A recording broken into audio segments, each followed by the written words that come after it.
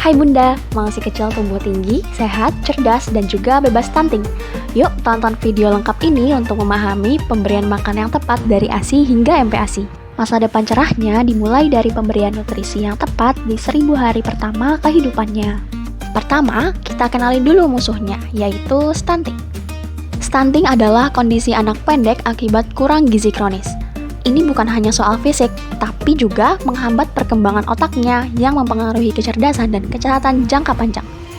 Pondasi utamanya adalah ASI eksklusif 6 bulan penuh. Artinya, bayi hanya menerima ASI saja tanpa tambahan air putih, air tajin, madu, susu formula, atau makanan lainnya, kecuali obat dan vitamin atas anjuran dokter. Pastikan pelekatan menyusuinya benar ya bun. Mulut bayi terbuka lebar, menutupi sebagian besar areola, dan bibir bawah terputar keluar. Tanda bayi cukup ASI adalah popoknya basah 6-8 kali sehari, berat badan naik sesuai grafik, dan bayi tampak puas setelah menyusu. Nah, di usia 6 bulan, sistem pencernaan bayi sudah siap. Perlu Bunda ingat, pemberian MPASI bukan berarti ASI dihentikan ya.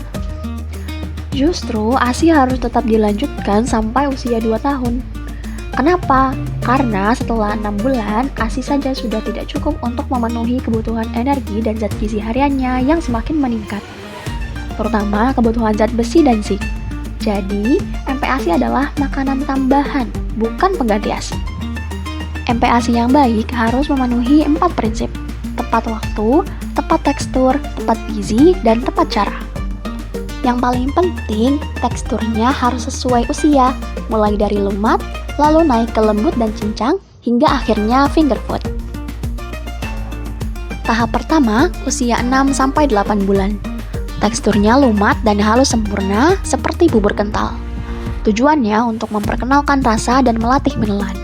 Contoh menunya seperti pure hati ayam dengan ubi atau bubur ikan salmon dengan bayam. Prioritaskan untuk memperkenalkan protein hewani sejak hari pertama MPASI, mulai satu bahan lalu kombinasikan. Tahap kedua, usia 8-10 bulan. Teksturnya naik jadi lembek dan cincang halus. Bayi sudah belajar mengunyah dengan gusi. Tujuannya melatih kemampuan kunyah dan memperkenalkan keanekaragaman. Contoh menunya seperti nasi tim saring dengan daging dan wortel atau bubur oat dengan ayam dan labu. Perbanyaklah variasi bahan. Coba protein dan sayur yang berbeda-beda. Porsi sayur atau buah cukup sedikit, jangan dominan. Di tahap ketiga, usia 10-12 bulan ke atas. Teksturnya sudah mendekati makanan keluarga yang dilembutkan. Perkenalkan juga finger food, makanan yang bisa dipegang sendiri. Tujuannya melatih kemandirian dan koordinasi.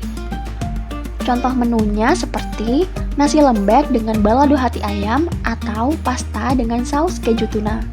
Terus eksplorasi rasa dan tekstur baru.